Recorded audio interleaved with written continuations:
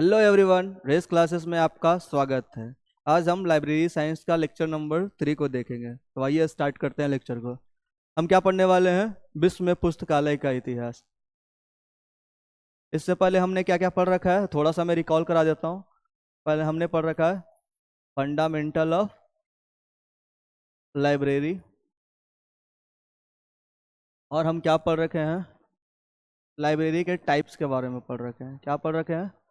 Types of library.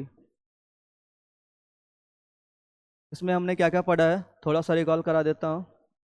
इसमें हमने पढ़े है नेशनल लाइब्रेरी,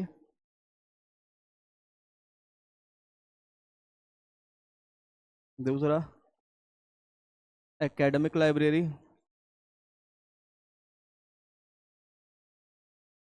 तीसरा स्पेशल लाइब्रेरी,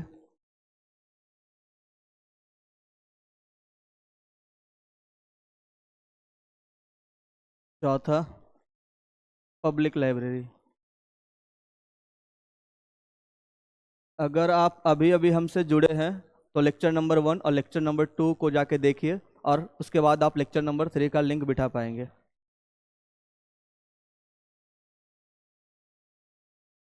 ये हमने पहले ही के लेक्चर में कवर कर दिया है।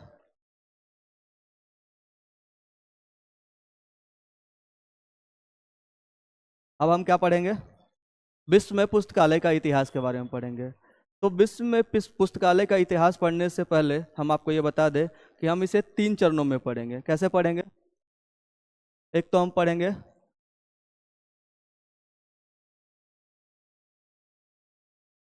प्राचीन इतिहास, इसी में हम लोग पढ़ लेंगे। एक तो विश्व के पर्सपेक्टिव में हम इसे देख लेंगे, दूसरा हम भारत के पर्सपेक्टिव में देख लेंगे। इसी टाइप से हम देखेंगे मध्यकालीन में, उसमें भी हम विश्व के पर्सपेक्टिव में देख लेंगे और भारत के पर्सपेक्टिव में देख लेंगे। इसी टाइप से हम पढ़ेंगे आधुनिक में भी, उसमें भी हम क्या देखेंगे? विश्व में कैसे पुस्तकालय का विकास हुआ और फिर भारत में कैसे पुस्तकालय का विकास हुआ। अभी हम सिर्फ पुस्तकालय के विकास के बारे में बात कर रहे हैं, पुस्तकालय विज्ञान पे चर्चा नहीं कर रहे। तो सबसे पहले हम पुस्तकालय का इतिहास देखते हैं क्या क्या है। विश्व में पुस्तकालय का इतिहास हम देखते हैं। मेसोपोटामिया में लगभग 2500 ईसा पूर्व, लगभग 2500 ईसा पूर्व। हो सकता है आपको मेसोपोटामिया नाम के बारे में नहीं पता होगा, तो हम बता दें कि विश्व में, प्राचीन विश्व में 4 सभ्यता फेमस थी। कौन कौन सा सभ्यता फेमस थी? तो पहला मेसोपोटामिया की सभ्यता, दूसरा चीन की सभ्यता, तीसरा मिस्र की सभ्यता, चौथा हड़प्पा सभ्यता, या इसे आप सिंधु घाटी की सभ्यता भी बोल सकते हैं। सिंधु घाटी सभ्यता, या ये चारों जो सभ्यता है ना, वो 4 नदियों पे बसी थी। 4 नदियों, ये एग्जाम में क्वेश्चन बनता है कि जो मेसोपोटामिया का जो सभ्यता है ना, वो किस नदी पे है। तो लिख लीजिएगा, दजला, फरात। दजला, फरात। ये अभी वर्तमान में इराक में है। मेसोपोटामिया जो जगह है उसको अगर आप वर्तमान में देख पाए तो ये इराक में है, ठीक है। और दजला और फरात, अगर दजला नदी की बात करें, ठीक है, तो अभी इसका नया नाम टाइग्रिस है और फरात का यूकेफ्रेक्टस है। चीन, चीन किस नदी पे है? हांगहो नदी, हांगहो। मिस्र, नील नदी, मिस्र को नील नदी की देन भी बोलते हैं। और हड़प्पा जो है, सिंधु घाटी सभ्यता, सिंधु नदी पे है। इतनी बात आपको समझ में आया होगा। तो हम 1 बाय 1 डिस्कस करते हैं। सबसे पहले हम मेसोपोटामिया सभ्यता में देखते हैं कि पुस्तकालय का विकास कैसे हुआ। तो दुनिया में सबसे पहले पुराना जो पुस्तकालय है ना, मेसोपोटामिया में मिला है। कहाँ मिला है? मेसोपोटामिया में मिला है। उस समय कागज नहीं होता था, उस समय कागज नहीं होता था। याद रखिएगा, जब कागज नहीं होता था तो कहाँ पे लिखते थे? मिट्टी के पट्टियों पे लिखते थे। कहाँ पे लिखते थे? मिट्टी के पट्टियों पे लिखते थे। यह मिट्टी की पट्टियाँ पुस्तकों की तरह इस्तेमाल होता था। जब कागज नहीं था, मिट्टियों के पट्टियों पे लिखते थे, तो वो कागज की तरह क्या होता था? इस्तेमाल होता था। तो मेसोपोटामिया में सबसे पहले पुस्तकालय का साक्ष्य मिला है, ठीक है। वहाँ का एक शहर है सुमेरियन, वहाँ का दो इंपॉर्टेंट शहर है, एक उर एक निप्पुर। यहाँ पे भी पुस्तकालय का साक्ष्य मिला है, वो देखते हैं। सुमेरियन सभ्यता का एक बड़ा और मशहूर शहर, ये बात बता चुके हैं। यहाँ के मंदिरों में पुरानी मिट्टी की पट्टियों पर लिखित अभिलेख संग्रह थी। मतलब यहाँ जो सुमेरियन सभ्यता है, वहाँ उर नामक शहर में, वहाँ पे भी मंदिरों में क्या मिला है, पुस्तकालय का साक्ष्य मिला है। आगे देखते हैं निप्पुर शहर में, ये क्या है, यह धार्मिक और सांस्कृतिक गतिविधियों का केंद्र था। कैसा था, धार्मिक और सांस्कृतिक गतिविधियों का केंद्र था। यहाँ का एनिल मंदिर बहुत प्रसिद्ध था। यहाँ पर भी मंदिरों में कई अभिलेख लेखन सामग्री रखे गए थे। मतलब यहाँ भी पुस्तकालय के साक्ष्य मिलते हैं। तो एक बात आपको पता चल गया होगा कि जो मेसोपोटामिया सभ्यता है, यहाँ पे शुरुआत में पुस्तकालय का साक्ष्य मिला है। आइए देखते हैं नेक्स्ट। मिस्र में पुस्तकालय का इतिहास लगभग 200 ईसा पूर्व। हम क्रोनोलॉजिकल ऑर्डर में चल रहे हैं। सबसे पहले हमने देखा मेसोपोटामिया सभ्यता, वहाँ पे मैंने देखा 2500 ईसा पूर्व में। अब हम कहाँ पे आ गए हैं, 2000 ईसा पूर्व में आ गए। अभी मैंने एक बात आपको बताया कि जो मिस्र की सभ्यता वो किस नदी पे है, नील नदी पे है। अब देखते हैं कागज का आविष्कार। कागज का आविष्कार, मिस्र में सबसे पहले वृक्ष की छाल से कागज जैसा पदार्थ बनाया गया, जिसे पेपायरस कहा जाता है। हो सकता है आपके एग्जाम में पूछेगा कि पेपायरस क्या है, तो आपको पता चल गया होगा पेपायरस क्या है। वृक्ष की छाल से कागज जैसा पदार्थ बनाया गया था। ठीक है, लोग इसी पे लिखते थे जैसे हम आज कागज पे लिखते हैं। ठीक है, अब देखते हैं पहला पुस्तकालय का जो साक्ष्य मिला है वो कहाँ मिला है। ठीक है, राजा ओस्मंडिया ने दुनिया का सबसे पहला पुस्तकालय स्थापित किया। ये एग्जाम में क्वेश्चन बनेगा, मैं स्टार कर देता हूँ कि जो पहला पुस्तकालय का जो साक्ष्य है, जो ओरिजिनल पुस्तकालय का जो साक्ष्य है, वो कहाँ पे है। ठीक है, किस राजा ने बनाया, तो देख लीजिए, राजा ओस्मंडिया ने बनाया है। ठीक है, और मंदिरों और महलों में भी पुस्तकालय का साक्ष्य मिला है। यहाँ पे भी, मिस्र में भी देखें, मिस्र के मंदिरों और राजमहलों, मतलब जो राजा का घर है, वहाँ पे भी किताब और अभिलेख सुरक्षित रखा जाता था। क्यों रखा जाता था, एज ए पढ़ने के लिए। ठीक है, जैसा कि हम पुस्तकालय में रखते हैं, ये स्थान पुस्तकालय की तरह ही उपयोग होते थे। देख रहे हैं, मिस्र 2000 ईसा पूर्व में भी पुस्तकालय का चलन था। ठीक है, आइए देखते हैं अलेक्जेंड्रिया का विशाल पुस्तकालय। ठीक है, अलेक्जेंड्रिया का विशाल पुस्तकालय। ठीक है, एक बात आपको बता दूं कि जो इसका स्थापना है ना, टॉलमी प्रथम ने किया है। टॉलमी प्रथम ने किया। टॉलमी प्रथम कौन है, ये सिकंदर का सेनापति है। सिकंदर का सेनापति है। देखते हैं 300 ईसा पूर्व में मिस्र के शहर अलेक्जेंड्रिया में एक बहुत बड़ा पुस्तकालय बनाया गया। बहुत बड़ा पुस्तकालय बनाया गया। इसमें लाखों किताबों और अभिलेख थे। कितने किताब थे, लाखों किताबों, और अभिलेख भी बहुत ज़्यादा थे। लेकिन 47 ईस्वी में जूलियस सीजर के आक्रमण ने यह पुस्तकालय जला दिया गया और नष्ट कर दिया गया। वैसा ही आप देखेंगे, जो हम पढ़ेंगे नालंदा विश्वविद्यालय में, वहाँ पे भी देखेंगे एक व्यक्ति आएगा, बख्तियार खिलजी। ठीक है, उसने भी क्या करेगा, नालंदा विश्वविद्यालय को जला देगा। एक मन में आपका सवाल उठेगा कि आखिरकार लोग पुस्तकालय को क्यों जलाते थे। ठीक है, तो मैं एक बात आपको बता दूं कि जो पुस्तकालय जलाने का जो प्रचलन है ना, आप देखेंगे इसलिए होता है कि लोग जहाँ पे जिस चीज़ का विकास हो रहा है ना, विकास को रोकने के लिए, बाधा डालने के लिए। बख्तियार खिलजी ने क्यों ऐसा किया था, क्योंकि उसे इस्लाम को बढ़ाना था। और आपको पता है नालंदा विश्वविद्यालय कैसा केंद्र था, ऐसे तो सभी का केंद्र था, बौद्धिक केंद्र था। ठीक है, हिंदुओं का केंद्र था। तो वहाँ प्रचार, मतलब धर्म का प्रचार प्रसार करने में उसे दिक्कत आ रही थी, इसलिए उन्होंने क्या किया, उसे क्या किया, जला दिया। आगे हम देखते हैं नेक्स्ट। असीरिया का पुस्तकालय कब, ईसा पूर्व 7वीं शताब्दी में। कब, ईसा पूर्व 7वीं शताब्दी में। यह पुस्तकालय प्राचीन असीरिया राज्य की राजधानी नीनवे में है। कहाँ है, नीनवे शहर में था। इसे किसने स्थापित किया, राजा अशुरवानीपाल। यह एग्जाम में पूछेगा कि असीरिया का जो पुस्तकालय है उसकी स्थापना किसने की, तो राजा अशुरवानीपाल।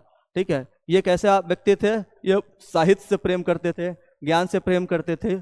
ठीक है, ये पुस्तकालय राजा अपने महल में बनाए थे। कहाँ बनाया था, राजा ने अपने महल में बनाया था। इसमें कितने किताबें थे, लगभग 20,000। कितने थे, 20,000। यह पुस्तकालय उस समय का सबसे बड़ा पुस्तकालय था, समृद्ध था और व्यवस्थित पुस्तकालय माना जाता था।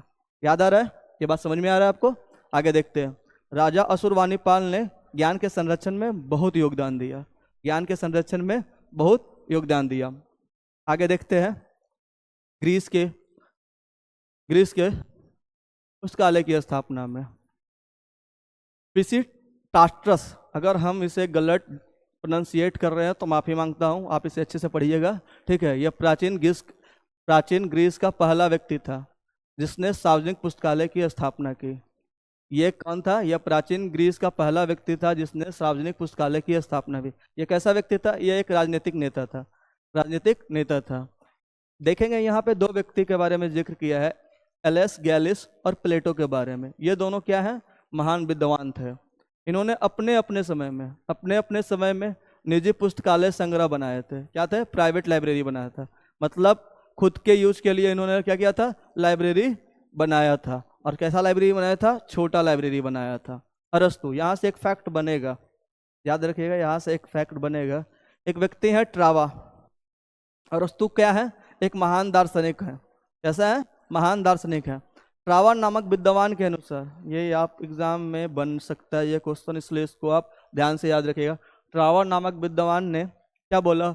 अरस्तु पहले दार्शनिक थे जिन्होंने पुस्तकालय की स्थापना की। आपसे सवाल में ये बनेगा किस व्यक्ति ने यह बात बोला कि अरस्तु पहले दार्शनिक हैं जिन्होंने पुस्तकालय की स्थापना की। यह क्वेश्चन ऐसा भी बन सकता है कि कौन सा ऐसा व्यक्ति दार्शनिक है जो पहले पुस्तकालय का स्थापना किया, तो कौन है? अरस्तु है। उनका पुस्तकालय आगे चलकर अलेक्जेंड्रिया पुस्तकालय की नींव बना, जो अभी हम डिस्कस कर चुके हैं आपको पहले। अब भारत में पुस्तकालय के इतिहास के बारे में बात करते हैं कि भारत में पुस्तकालय का इतिहास प्राचीन समय में कैसा था। ठीक है, सिंधु घाटी सभ्यता आपको पता है किस नदी पे है? सिंधु नदी पे है, अभी हमने डिस्कस ही किया है। भारत में सिंधु घाटी सभ्यता से वैदिक काल में क्या क्या डेवलपमेंट आया। सिंधु घाटी सभ्यता 6000 वर्ष पूर्व पुस्तकालय के प्रमाण मिले हैं। मतलब यहाँ पे भी पुस्तकालय के प्रमाण मिले हैं। उस समय तक 3000 ईसा पूर्व तक ब्राह्मी लिपि का भी आविष्कार हो चुका था। वैदिक काल में गुरुकुलों में भी निजी पुस्तकालय की परंपरा थी, मतलब प्राइवेट लाइब्रेरी की व्यवस्था थी। वैदिक काल में भी गुरुकुल में भी क्या था? प्राइवेट लाइब्रेरी की व्यवस्था थी। अभी हम आपको बता दें कि अभी हम सिर्फ लाइब्रेरी के बारे में बात कर रहे हैं कि जो विश्व में लाइब्रेरी का विकास कैसे हुआ। अभी हम सब्जेक्ट पे नहीं आ रहे हैं, लाइब्रेरी साइंस के सब्जेक्ट पे नहीं आए। अगर हम पूरे लाइब्रेरी के विकास को पढ़ लेंगे उसके बाद हम लाइब्रेरी साइंस के सब्जेक्ट के बारे में डिस्कस करेंगे। सबसे पहले हम क्या काम कर रहे हैं? हम आपका लिंक बिठा पा रहे हैं प्राचीन, मध्यकालीन और आधुनिक के साथ। आगे देखते हैं बुद्ध काल में क्या हुआ। बुद्ध काल में तक्षशिला, नालंदा, विक्रमशिला, वल्लभी में भी पुस्तकालय का साक्ष्य मिला है, विकास मिला है। यहाँ से क्वेश्चन बना है, देखेंगे। नालंदा से क्वेश्चन बार बार बनता है कि नालंदा का जो पुस्तकालय उसका नाम क्या है? तो उसका नाम है धर्मगंज। क्या नाम है? धर्मगंज। अभी रिसेंट का जो एग्जाम यूजीसी नेट का हुआ है ना, वहाँ से इससे जो नालंदा का जो पुस्तकालय धर्मगंज है ना, वहाँ से इन डेप्थ क्वेश्चन पूछ लिया कि उसमें कितने मंजिला हैं, उनके मंजिलों का नाम क्या है। तो आइए हम आगे देखते हैं इसके बारे में। धर्मगंज क्या है? नालंदा विश्वविद्यालय का प्रमुख पुस्तकालय है।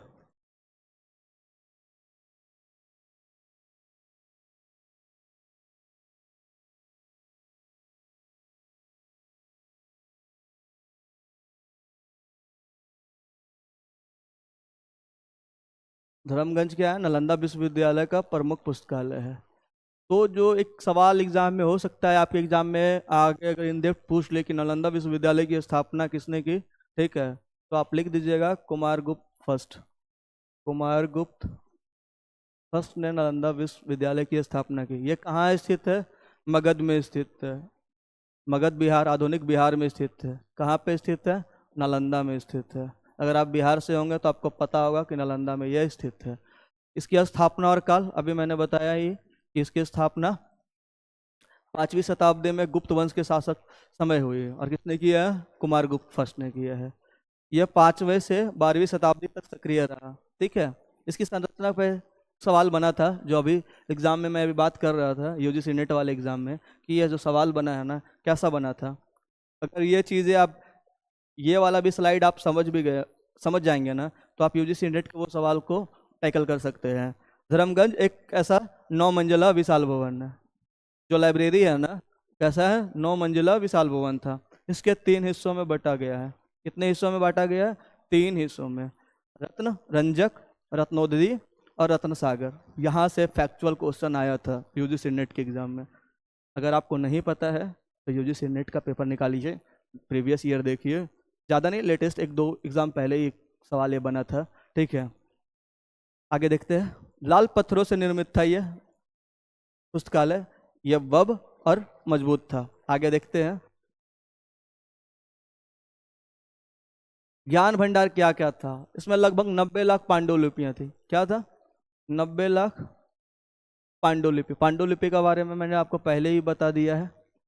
बौद्ध ग्रंथ, महायान और हीनयान, वेद, दर्शन, चिकित्सा, गणित, ज्योतिष, तर्कशास्त्र जैसे विषय शामिल। मतलब इस लाइब्रेरी में ओवरऑल जितने भी टाइप के ज्ञान के, नॉलेज के, जितने भी विषय के ज्ञान है ना, बुक्स है ना, सब अवेलेबल थे। इसका वैश्विक प्रभाव क्या था, हम देखते हैं। इसका वैश्विक प्रभाव, कहाँ कहाँ से लोग यहाँ आते थे ज्ञान लेने के लिए? चीन, जापान, कोरिया, तिब्बत, फारस, तुर्की। मतलब यहाँ से जो लोग हैं ना, यहाँ आकर नालंदा विश्वविद्यालय में क्या शिक्षा ग्रहण करते थे, ज्ञान ग्रहण करते थे। एक चीनी यात्री हेनसांग ने यहाँ अध्ययन किया और अपने साथ ग्रंथ भी ले गए। मतलब आपको पता होगा कि जो नालंदा विश्वविद्यालय है ना, बहुत सारे वहाँ पे बुक्स रखे हुए थे। ठीक है, भारत को विकास में बाधा आने के लिए क्या किया गया, आपको पता है? बख्तियार खिलजी ने इस लाइब्रेरी को जला दिया गया। क्यों? क्योंकि अगर बुक नहीं रहेगा तो उस देश का क्या होगा? विकास नहीं होगा। आगे देखते हैं छात्र और शिक्षक के बारे में कि कितने छात्र थे, कितने शिक्षक थे। नालंदा में 10,000 से अधिक छात्र थे, 2,000 शिक्षक रहते थे। ये क्वेश्चन आपके एग्जाम में हो सकता है स्टेटमेंट में बन जाए। यह विश्व का पहला आवासीय विश्वविद्यालय था। आपसे एग्जाम में ये क्वेश्चन बनेगा कि कौन सा ऐसा पहला विश्वविद्यालय है जो रेसिडेंशियल है, तो आप बता देंगे नालंदा। आगे देखते हैं नेक्स्ट स्लाइड में क्या है। नेक्स्ट स्लाइड में इसका विनाश मैं आपको पहले बता दिया। 1193 ईस्वी में बख्तियार खिलजी ने क्या किया, इसका नालंदा पे हमला किया और इसको जला दिया गया, आग लगा दिया गया, जो हफ्तों तक जलती रहे। इस हमले ने नालंदा के ज्ञान के भंडार को लगभग नष्ट कर दिया। अभी मैंने क्या बताया था, विनाश का क्यों कारण, क्यों लोग आग जलाते हैं? खिलजी को नालंदा का बौद्ध और हिंदू ज्ञान, इस्लाम के प्रसार में बाधा आ रहा है। मैं बोला था ना कि विकास में बाधा आएगा, किसी चीज के विकास में अगर बाधा आएगा तभी पुस्तकालय को जलाया जाएगा। ठीक है, इसका महत्व क्या है देखते हैं। लाइब्रेरी का क्या महत्व? धर्मगंज प्राचीन भारत के ज्ञान और बौद्धिक शक्ति का प्रतीक था। यह विभिन्न संस्कृतियों के बीच ज्ञान के आदान प्रदान का केंद्र था। इसका आधुनिक संदर्भ भी पढ़ लेते हैं। ठीक है, इसे नालंदा के जो खंडर है आज यूनेस्को विश्व धरोहर स्थल में शामिल है। अभी 2014 ईस्वी में नालंदा विश्वविद्यालय को रिनोवेट किया गया और यह परंपरा को आगे बढ़ाने का प्रयास किया गया। उम्मीद करते हैं यहाँ तक आपको यह बात समझ आया होगा। वैसे तो ये मतलब यहाँ से ज़्यादा क्वेश्चन बनता नहीं है, जो क्वेश्चन बनेगा हम वहाँ स्टार मार्क कर देंगे, लेकिन आपको लिंक बिठाने के लिए आपको ये बात समझ में आना बहुत ज़रूरी है। हमने क्या कवर किया अभी? हमने प्राचीन इतिहास में विश्व का कवर कर लिया और भारत का कवर कर लिया। अब हम मध्यकालीन में आते हैं, मध्यकालीन विश्व में हम आते हैं।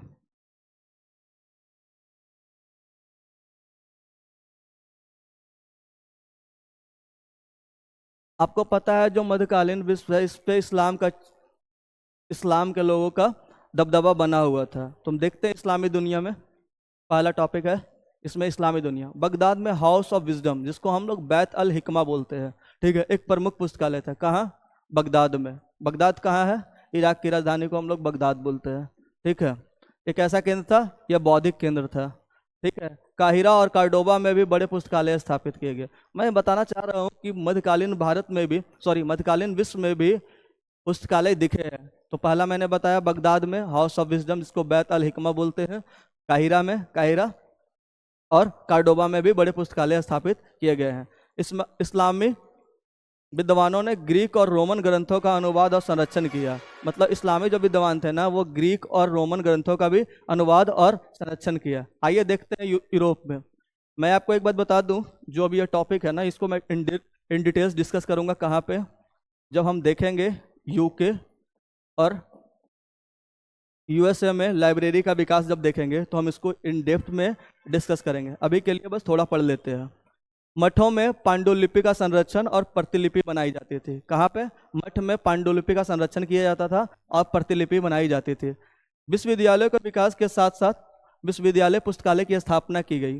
कहाँ? यूरोप में। श्रृंखला पुस्तकालय का विकास हुआ, जहाँ पुस्तकालय को जंजीरों से बांध कर रखा जाता था। एक बात आपको बता देते हैं कि पुस्तकालय को पहले बांध के रखा जाता था।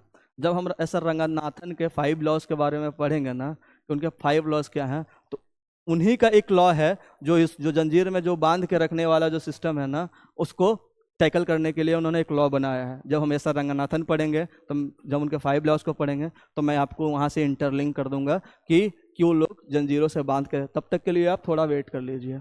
अन्य क्षेत्र,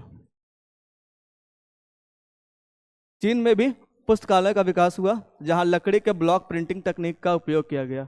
ठीक है, आप देख लीजिए कि मध्यकालीन भारत में भी प्रिंटिंग तकनीक थी। कैसा टेक्निक था? लकड़ी के ब्लॉक प्रिंटिंग तकनीक था। आगे देखते हैं नेक्स्ट स्लाइड में।